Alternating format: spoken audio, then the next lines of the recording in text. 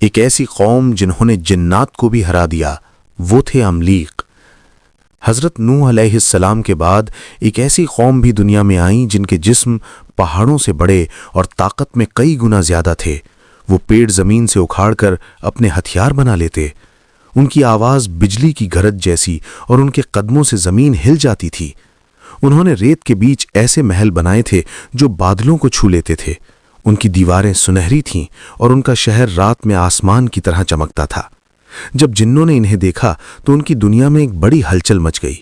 انہوں نے فیصلہ کیا کہ اپنی طاقت آزما کر دیکھی جائے، اور رات کے اندھیرے میں جنوں کی فوج زمین سے نکلی۔